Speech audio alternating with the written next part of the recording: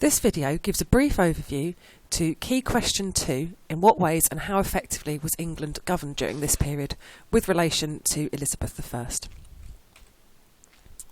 We'll start with the role of the Queen in terms of government. In Tudor times, the role of the monarch depended very much on the personality of the particular king or queen. Henry VII was a notorious control freak when it came to governing, probably because his accession to the throne was so controversial and his claim so weak. Henry VIII relied for much of his reign on a chief minister, either Wolsey or Cromwell. Elizabeth's governing style was somewhere in between the two. She made sure she kept control over the most important decisions, but trusted her key councillors to carry out the day-to-day business of government for the most part.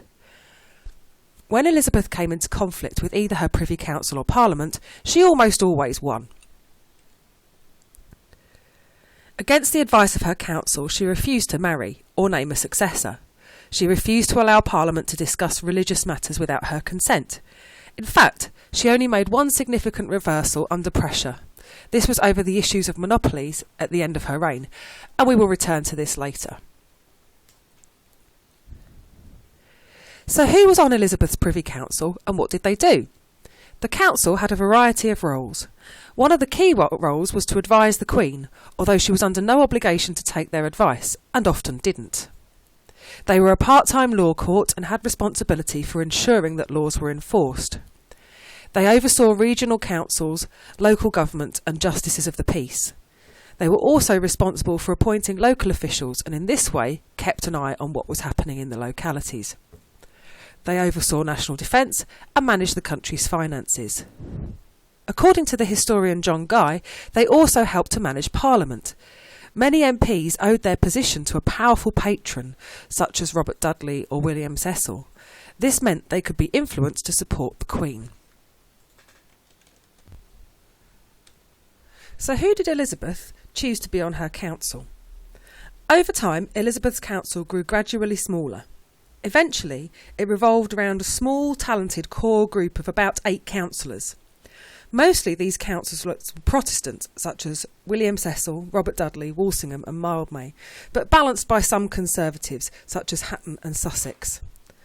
Because the council was small and councillors kept their positions for a long time, they were generally quite united in decision-making. However, the more Catholic councillors tended to be sidelined. Elizabeth and her council did sometimes clash. In the early 1570s, Elizabeth came close to marrying the Duke of Anjou. However, the council refused to agree to this plan, so the marriage never happened. McCaffrey argues that this shows the council demonstrating its latent power. The council, particularly William Cecil, wanted Elizabeth to execute Mary, Queen of Scots, after the Ridolfi Plot of 1871. Elizabeth refused.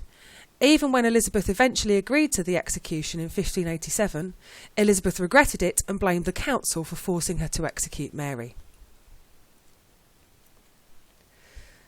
Some historians have argued that Elizabeth was also challenged by Parliament. The key function of Parliament was to pass laws and grant taxation to the monarch. However, when Elizabeth took the throne, things were beginning to change.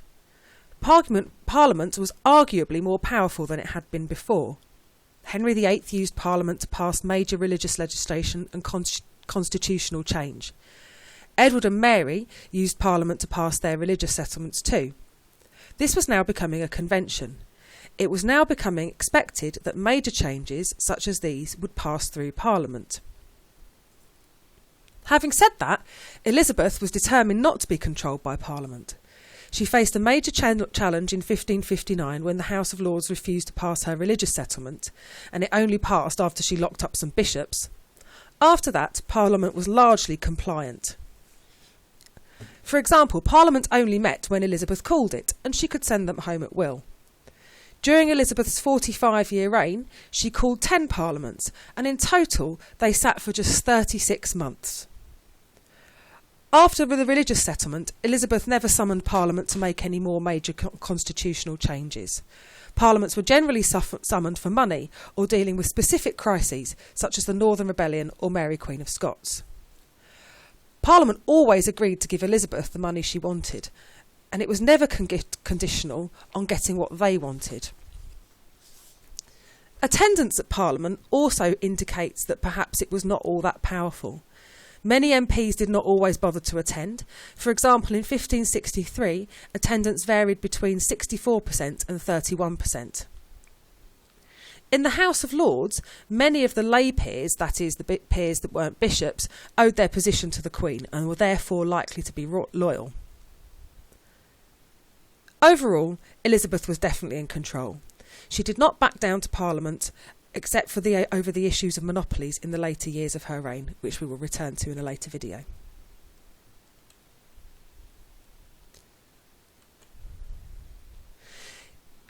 So what about local government? In Tudor times, there was no professional civil service, so the government had to rely on unpaid local officials in order to ensure that the laws were enforced in local areas. Although roles such as Justice of the Peace and Lord Lieutenant were unpaid, people were eager to take them on as they carried a lot of status and gave office holders influence in their local communities. During the 16th century, the government started to interfere more and more in the lives of ordinary people.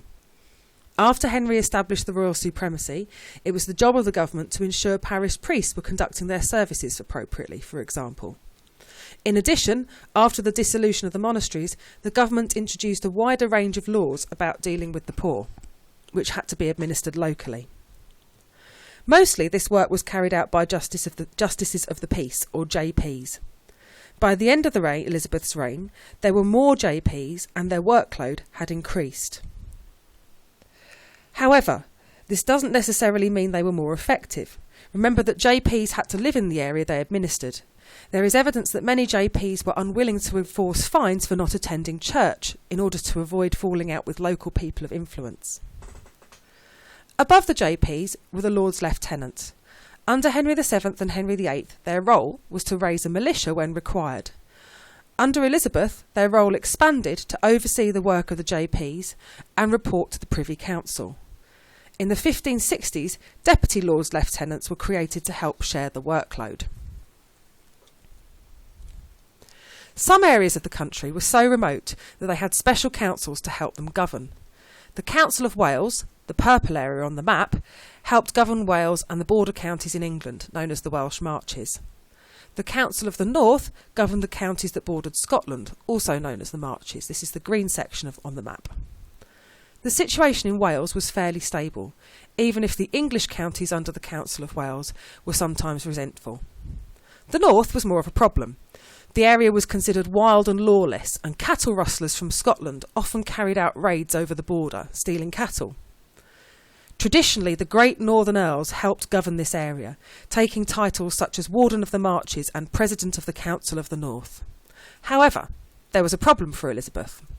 The Northern Earls were Catholic and showed an alarming fondness for Mary Queen of Scots. Elizabeth overlooked them for key positions, and in 1569 this caused the most serious rebellion of Elizabeth's reign. The rebels were crushed and the leaders executed or sent into exile. Elizabeth gave no ground and broke up the lands of the rebels, giving it to members of the local gentry, thus ensuring their loyalty. This broke the power of the Northern Earls, and the North was largely pacified. To find out more, research key individuals such as William Cecil and Robert Dudley. Investigate the Northern Rebellion. There are books in the LRC specifically on Tudor rebellions. Or you could carry out further research into Elizabeth's government. Books in the LRC include Christopher Haig's Elizabeth I, there's a chapter on government, and Stephen Lee, Elizabeth I, in which there's a chapter on the Privy Council and Parliament.